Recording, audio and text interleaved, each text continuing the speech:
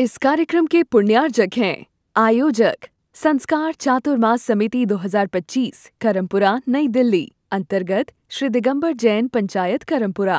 संरक्षक श्री सतीश जैन, अध्यक्ष श्री सुंदरलाल जैन, उप प्रधान श्री महेश जैन, उप प्रधान श्री महिपाल जैन, महामंत्री श्री देवेंद्र कुमार जैन, कोषाध्यक्ष श्री सुशील जैन।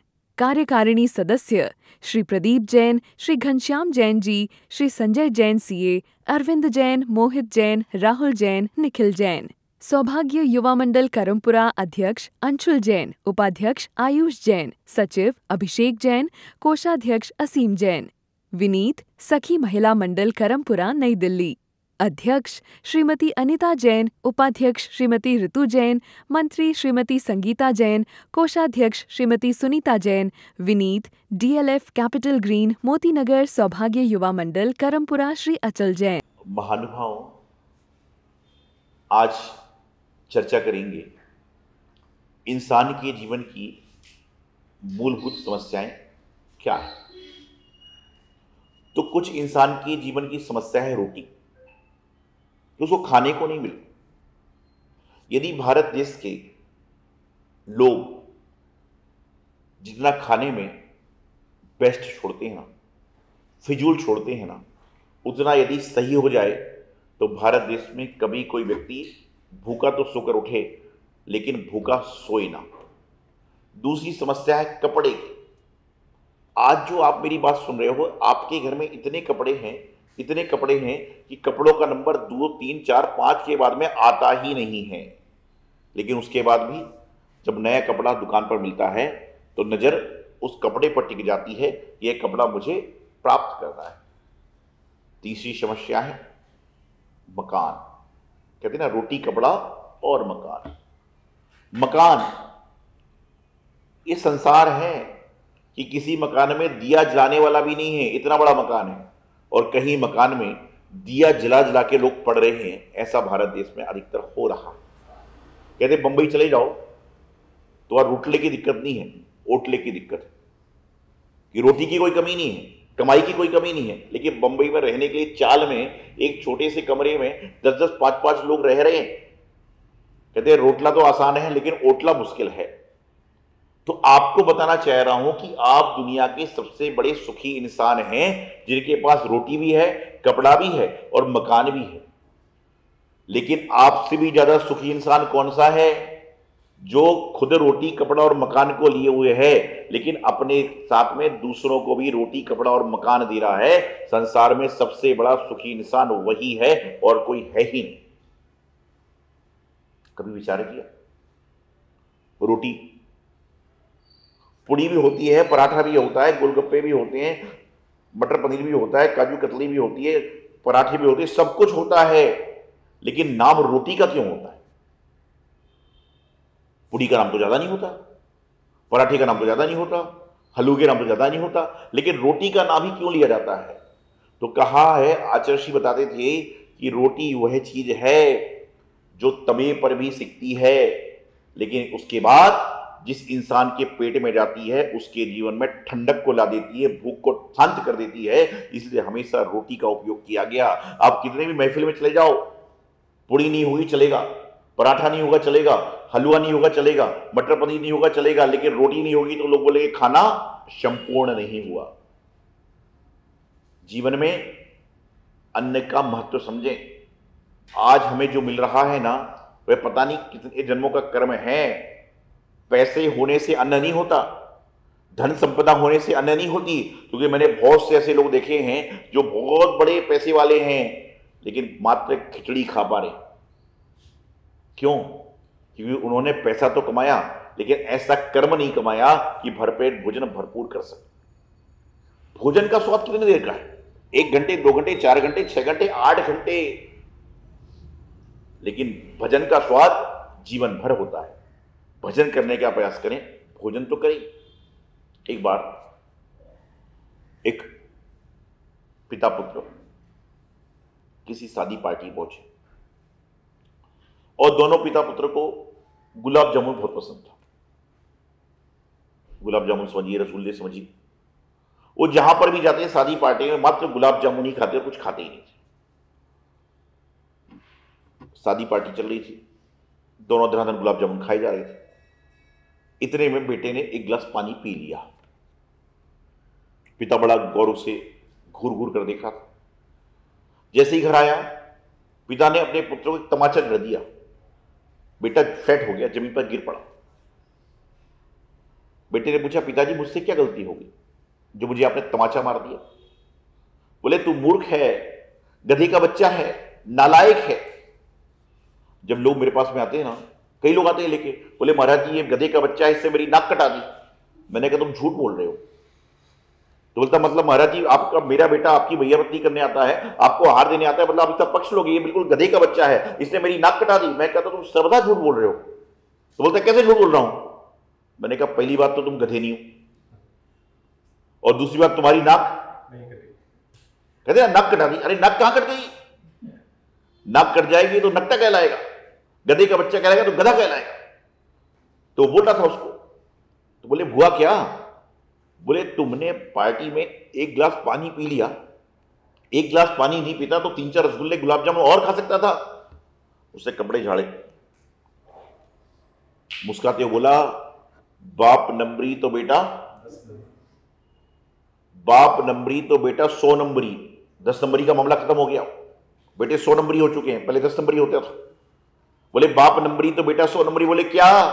बोले आपको पता नहीं है, मैंने एक गिलास पानी पिया तो मैंने 4-6 रसगुल्ले और ज्यादा खाए। इतने में उसको फिर तमाचा पड़ा, फिर गिर पड़ा। इतने में उसको तमाचा पड़ा, फिर गिर पड़ा। बोले अब क्यों मारा? बोले इसलिए मारा, ये बात तू मुझे वहां बता देता तो मैं भी 2-4 रसगुल्ले। खाने के पीछे मत भागो, बल्कि अपने जीवन को चलाने के लिए खाने का प्रयास करो। अन्न भी देवता है। आप ध्यान रखना, जो व्यक्ति दाल रोटी खाता है लेकिन प्रसन्न मन से खाता है, वह उसको अमृत का काम करती है। और जो व्यक्ति हलवा पूड़ी 56 प्रकार के व्यंजन, नाना तरह के रसगुल्ले पुलके पर क्या क्या होता है दुनिया भर के खा रहा है, चाउमीन खा रहा है, चाइनीज डिश खा रहा है, फ्रेंची खा रहा है, पता नहीं क्या क्या खा रहा है, लेकिन मुंह बना बना के खा रहा है, उसके जीवन में कितना भी खा ले वह कभी डकार ले ही नहीं सकता। सूखी रोटी खाने वाला भी डकार ले रहा है। गुरुदेव आचार्य समृद्धि सागर जी महाराज मात्र 6 पानी लेते थे, लेकिन उनके चेहरे की जो मुस्कुराहट थी ना, वह हमेशा ऐसी लगती थी कि महाराज के पता नहीं क्या क्या लेकर आए। वो लेते कुछ भी नहीं थे, और लेने के लिए साधु बनते भी नहीं कोई साधु, लेकिन कहते हैं कि जो लिया है उसको अमृत तुल्य समझो, क्योंकि जो आपको मिल रहा है कईयों को तो वह भी नहीं मिल रहा। इसलिए घर में जब माँ आपके सामने थाली लेकर आए और कभी नमक कम हो, मिर्ची ज्यादा हो, तो उस समय मुंह मत सिकोड़ना, थाली मत छोड़ना, बल्कि कहना माँ बहुत अच्छा खाना है। क्योंकि जब आपके खाने के बाद माँ खाना चखेगी तो उसको अपनी गलती का एहसास हो जाएगा। अरे वही माँ है, वही पत्नी है, वही बहन है जो तुम्हें सालों से बराबर व्यंजन खिलाती आ रही है, एक बार कोई कारण से नहीं हुआ तो। और ये तो जानने का प्रयास भी तो करो, हो सकता है घर में चीनी खत्म हो गई हो, घर में नमक खत्म हो गया हो, घर में मिर्ची खत्म हो गई हो।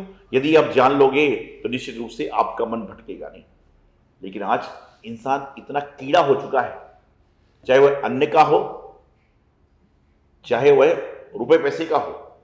और आदमी का जो दिमाग है ना, अन्न से भर सकता है, रुपए पैसे भर सकता है, लेकिन आज इंसान के मन में निगेटिव थॉट इतनी आ चुकी हैं कि उसके अंदर सकारात्मक विचार आते ही नहीं हैं। आपने सामने वाली बिल्डिंग को देख लिया कि ये बिल्डिंग दरारी है, तो आपको उस बिल्डिंग में पुताई होने के बाद भी लगेगा कि इसके पीछे दरार थी।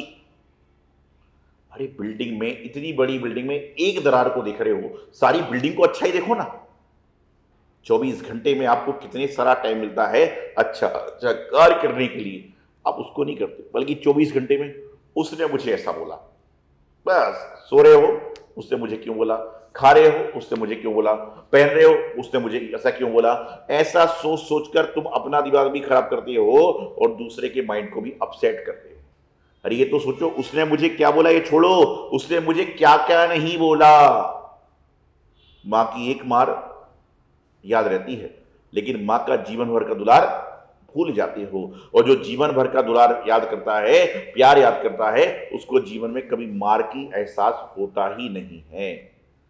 लेकिन आज वर्तमान की बड़ी विकट समस्या है, किसी के पास पहनने को इतना है कि वह पहन ही नहीं पा रहा, और किसी को पहनने के लिए बिल्कुल नहीं है कि वह तन भी ढक नहीं पा रहा।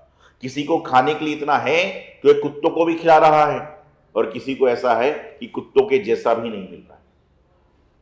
और ये जो कुत्तों के जैसा नहीं मिलता ना, ये उनको नहीं मिलता है जो कहते क्या मैं कुत्ता हूं। कभी भी भोजन की थाली के सामने ये अपमान भोजन का मत करो कि मैं क्या जानवर हूं। ये कहना हो सकता है कि अगले बार आपको अगले जन्म में जानवर बनाकर थाली के सामने खड़ा कर दे। भोजन को अन्न कहा गया है, और अन्न का अपमान करने वाला ना तो जिह्वा से सुखी हो सकता है और ना जीवन में सुखी हो सकता है। बचपन में अनजाने में हमारे द्वारा भी, आप सभी के द्वारा अन्न का अपमान हुआ, लेकिन वह अनजाने में था, ज्ञान का अभाव था। एक बार हम लोग आचार्य श्री पर बैठे थे, गुरुदेव आचार्य सिद्धांत सागर जी महाराज के पाद मूल में। आचार्य श्री का कहीं पर आहार हुआ, तो आहार हुआ तो हर जगह पे अपनी व्यवस्थाएं होती हैं। वहां पर बताया लोगों ने, हमारा तो कहीं और आहार हुआ था, कि जब आहार हुआ तो उनके घर में 4-6 तरह की चीज बनी थी, और जब कटोरी दिखाई तो एक में बाल था, तो कटोरी बाहर हो गई। दाल दिखाई तो उसमें कुछ गड़बड़ था, वो बाहर हो गई। अब बचा क्या वहां पर? रोटी, चटनी, नमक और एक मिठाई। आचार्य जी ने आनंद से आहार लिया, आचार्य गुरुदेव सिद्धांत सागर जी महाराज, और कुछ भी नहीं, आचार्य जी वैसे सरल बना है तो कुछ कहते भी नहीं किसी आदमी को। तो आहार लेने के बाद जब आए तो सबने कहा, बोले महाराज जी आज आपने रोटी अचार के साथ खा ली, चटनी के साथ खा ली, दूध बस लिया, जूस नहीं था, उसमें गड़बड़ हो गया, 3-4 चीज़ों गड़बड़ हो गई, 3-4 चीज़ों खाते नहीं थे। ऐसा भी तो जाता ना, 15 प्रकार की चीज़ उनके चौके में आई, मान लो 5 चीज़ों का उनका त्याग है, 5 चीज़ गड़बड़ होगी तो बची 5। तो हम लोग भी पहुंचे, तो हमने पूछा महाराज जी आप तो गड़बड़ हो गया? बोले कुछ भी गड़बड़ नहीं हुआ। हम बोले ऐसे सुनने में आया। अरे बोले सुनने में क्या आया, आज तो बल्कि आनंद से आया। हम बोले क्यों? बोले भैया जब मैं चौके में गया हूं, चाहे मैं एक रोटी खा के आऊं, चाहे पूरा आहार करके आऊं, चाहे गुस्से में खा के आऊं, चाहे प्रेम से खा के आऊं, मेरे ऊपर मोहर तो लग गई कि मैं चौके में आहार करने आया हूं। तो मैंने जो भोजन था उसको आनंद में बनाया और चौके में आनंद लेकर आया। गुरुदेव की सीख थी, और जो गुरुओं की सीख को मानता है समझता है, क्योंकि जो होना हो चुका। पिक्चर हॉल में जाने के बाद तुम चाहे पूरी पिक्चर देखकर आओ, चाहे बीचों से भाग के आओ, टिकट के पैसे तो लग गए। ट्रेन की टिकट तुमने पूरे गंतव्य के लिए है, बीच में उतर जाओ तो पैसे वापस मिलने वाले नहीं है। इसलिए कम से कम जिस चीज का आनंद लेने का प्रयास कर रहे हो उसको संपूर्ण आनंद लेकर आओ, संपूर्ण मनोरंजन करके आओ। आहार में गए हो तो आहार का मजा लो, विधान में गए हो तो विधान का मजा लो, पूजा करने गए हो तो पूजा का मजा लो, और किसी की मानवतापूर्वक मदद करने गए हो उसको मानवतापूर्वक मदद करने का प्रयास करो। आज इस समय आदमियों के पैरों में दर्द है, हाथ में दर्द है, सिर में दर्द है, कमर में दर्द है। कई आदमी बैठ जाए तो उठ नहीं सकते, और उठ जाए तो बैठ नहीं सकते। इसलिए मैं आप सबसे कहना चाहता हूं कि जब जैसी अवस्था है वैसी अवस्था में धर्म की अवस्था को सही कर लो। ना जाने अगले साल, 6 महीने बाद, 2 साल बाद आप मंदिर में जाकर अभिषेक करना चाहो लेकिन खड़े नहीं हो सकते, गुरु को जाके आहार देना चाहो लेकिन खड़े होने की सामर्थ्य नहीं है। तो जब सामर्थ्य है उस समय परोपकार के, दान के, मानवता के, धर्म के सारे काम करो, जिससे क्या होगा, हमारे जीवन का अहर्निश कल्याण होगा। लेकिन आज बस हम छोटी छोटी सी बातों को उदास हो जाते हैं, और उस उदासी में हम क्या करते हैं कि अपना पूरा समय डिस्टर्ब कर लेते हैं। अरे छोटी छोटी बातों में उदास मत होइए, बल्कि छोटी छोटी खुशी को संग्रह करने का प्रयास करें। रोज आज से नियम कर लो कि दिन में मैं 5 खुशी इकट्ठी करूंगा, और जो व्यक्ति दिन में 5 खुशी इकट्ठी करेगा, 1 महीने में 150 खुशी, 1 साल में कितनी सारी खुशी उसके पास में आ जाएंगी। और जब बहुत सारी खुशी आ जाएंगी तो जीवन में दुख आपके पास आएगा ही नहीं। लेकिन हमारे साथ क्या है, हम खुशी की गिनती करते नहीं और दुखों को अपने पास संग्रह कर रहे हैं। हमें कितने सारे लोगों ने जय जिनेंद्र किया है मंदिर में, वो हम नहीं देख रहे, लेकिन एक व्यक्ति ने मुझे जय जिनेंद्र नहीं किया, उसी में दुखी हूं। अरे छोड़ो उसको, उसने नहीं किया तो तुम्हारा फायदा है, उसने तुम्हारे सामने जय जिनेंद्र नहीं किया तो तुम्हें भी तो हाथ नहीं जोड़ना पड़े। इसको प्रसन्न बनाइए। छोटी छोटी खुशियां इकट्ठी होकर बड़ी खुशी बन जाती है। छोटे छोटे द्रव्य बहुत बड़ा द्रव्य बन जाता है, छोटे छोटे पैसे बहुत बड़े रुपए बन जाते हैं। तो छोटा छोटा गुण भी आपके जीवन में बहुत बड़ा सद्गुण बन जाएगा।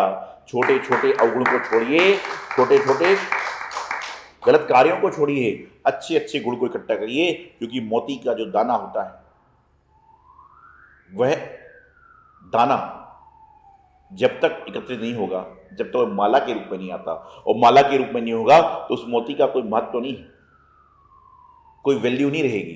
तो इसी प्रकार से गुणों को इकट्ठा करिए, खुशी को इकट्ठा करिए। दिन में 5 खुशी डायरी में नोट कर लो कि मुझे आज ये 5 खुशी मिली, अगले दिन 5 खुशी नोट करिए।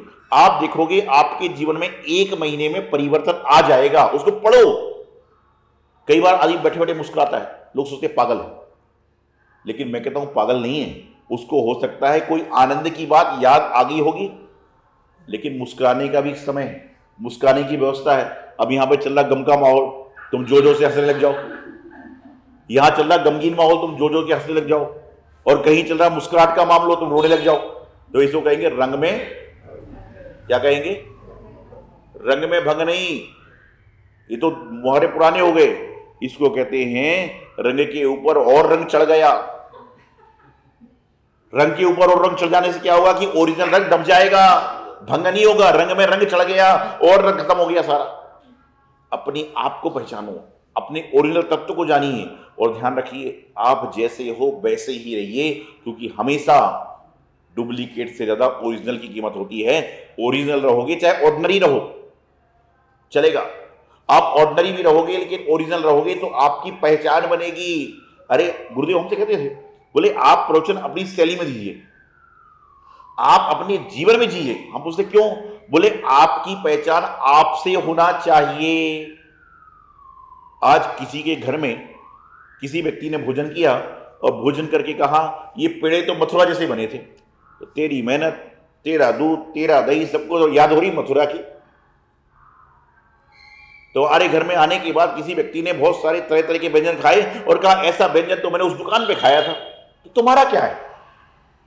इसीलिए अपनी आप की पहचान स्वयं बनाएं, अपनी आप को जानें, आप खुद की सेल्फ पहचान बनाएं। आपको सेल्फ पहचान बनाने में समस्या है तो आप अपनी गुरु की पहचान में सम्मिलित हो जाएं, आपकी पहचान अपने आप हो जाएगी। भगवान महावीर स्वामी की पहचान में सम्मिलित हो जाएं, जिनवाणी माँ की पहचान में सम्मिलित हो जाएं, आपकी पहचान अपने आप बन जाएगी। और ऐसी पहचान बनेगी कि फिर आपके निशान लोग जीवन भर याद करेंगे। तो हमेशा रोटी, कपड़ा और मकान, ये 3 चीजें नैसर्गिक हैं।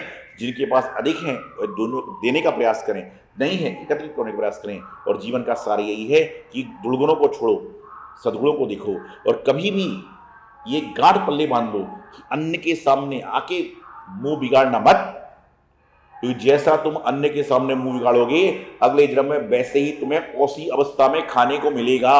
इस कार्यक्रम के पुण्यार्जक थे आयोजक संस्कार चातुर्मास समिति 2025 करमपुरा नई दिल्ली अंतर्गत श्री दिगंबर जैन पंचायत करमपुरा, संरक्षक श्री सतीश जैन, अध्यक्ष श्री सुंदरलाल जैन, उप प्रधान श्री महेश जैन, उप प्रधान श्री महिपाल जैन, महामंत्री श्री देवेंद्र कुमार जैन, कोषाध्यक्ष श्री सुशील जैन, कार्यकारिणी सदस्य श्री प्रदीप जैन, श्री घनश्याम जैन जी, श्री संजय जैन सीए, अरविंद जैन, मोहित जैन, राहुल जैन, निखिल जैन, सौभाग्य युवा मंडल करमपुरा अध्यक्ष अंशुल जैन, उपाध्यक्ष आयुष जैन, सचिव अभिषेक जैन, कोषाध्यक्ष असीम जैन, विनीत सखी महिला मंडल करमपुरा नई दिल्ली, अध्यक्ष श्रीमती अनिता जैन, उपाध्यक्ष श्रीमती ऋतु जैन, मंत्री श्रीमती संगीता जैन, कोषाध्यक्ष Shrimati Sunita Jain, Vineet DLF capital green Motinagar सौभाग्य युवा मंडल करमपुरा श्री अचल जैन।